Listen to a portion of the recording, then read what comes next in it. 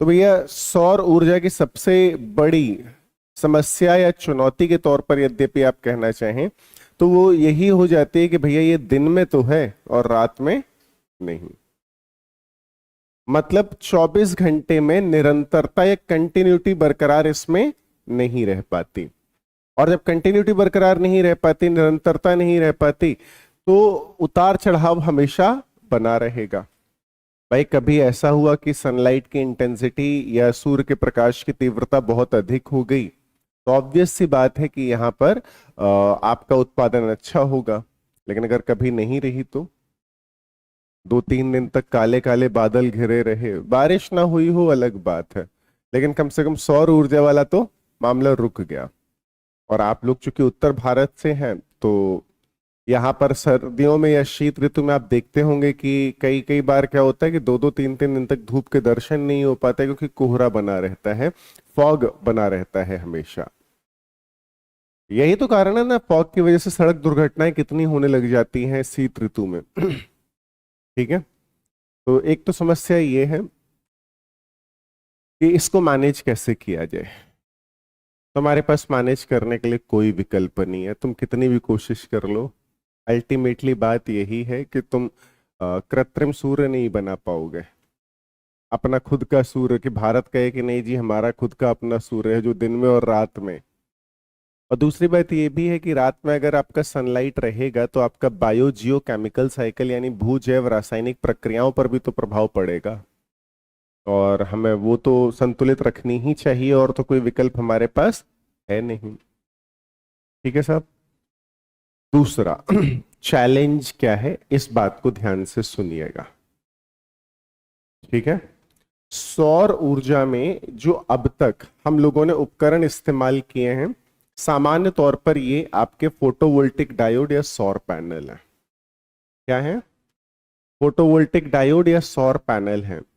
अब photovoltaic diode या सौर पैनल, या इसको सरल वृहद शब्द में कहूं तो इलेक्ट्रॉनिक्स उपकरण का प्रयोग किया गया है, अर्धचालकों का प्रयोग किया गया है फोटोवोल्टिक डायोड के निर्माण में। चाहे एलईडी का निर्माण हो, चाहे फोटोवोल्टिक डायोड का निर्माण हो, दोनों में सेमीकंडक्टर्स यानी अर्धचालकों का प्रयोग किया जा रहा है।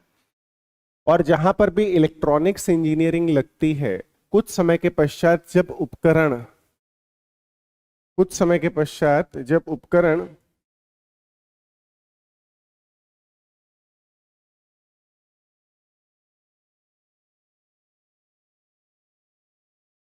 काम करना बंद कर देगा तो आपको क्या करना पड़ेगा? इसे डंप करना पड़ेगा, फेंकना पड़ेगा। कहाँ फेंकोगे? अंतरिक्ष में जाके? मंगल पे? बृहस्पति? शनि? नहीं, कहीं ना कहीं पृथ्वी की सतह पर ही छोड़ना पड़ेगा ना। और पृथ्वी की सतह पर छोड़ने का तात्पर्य क्या हुआ कि भैया यहां पर कौन से प्रकार का प्रदूषण हो जाएगा? ई प्रदूषण हो जाएगा। पहली समस्या। जब भी कभी आपने सौर पैनल देखे होंगे तो सौर पैनल पर एक प्रोटेक्टिव लेयर के तौर पर प्लास्टिक की ट्रांसपेरेंट परत चढ़ाई जाती है। क्या किया जाता है? प्लास्टिक की ट्रांसपेरेंट परत चढ़ाई जाती है।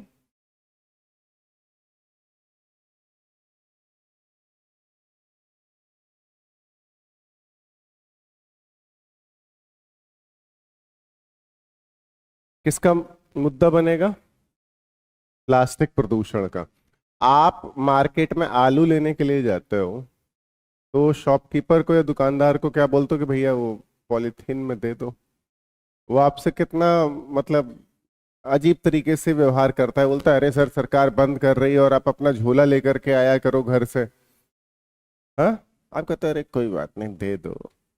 और उसका जब वो नहीं मानता है या थोड़ा सा आपके साथ नाराजगी के स्वर में आता है तो आप क्या कहते हो? अरे यार आम जनता को परेशान कर रही है सरकार, वितरण क्यों बंद कर रहे हो, उत्पादन बंद करो। यही निकलती है ना बात। और अगर उत्पादन बंद करने के लिए बात किया जाएगा तो इसका मतलब क्या है कि यहाँ पर आपका प्लास्टिक को जो प्रोत्साहन नहीं देना चाहिए था वो प्रत्यक्ष अथवा अप्रत्यक्ष रूप से तो प्राप्त हो ही गया। तो बंद कर दीजिए।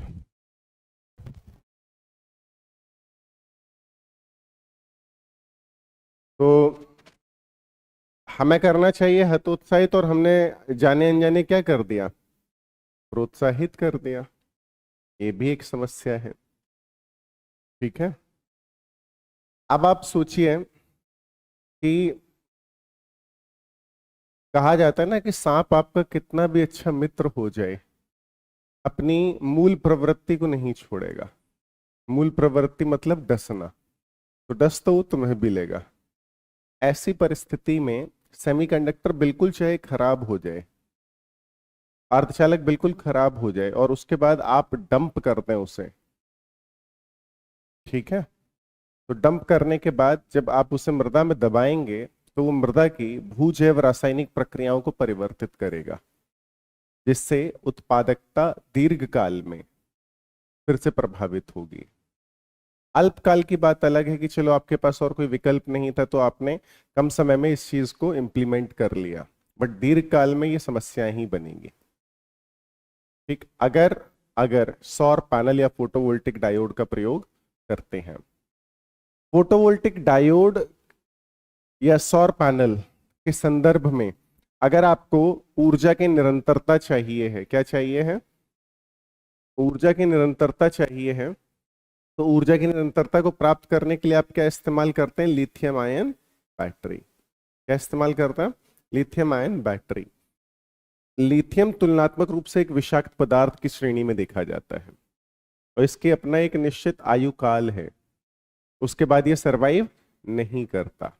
परिणाम स्वरूप यहां पर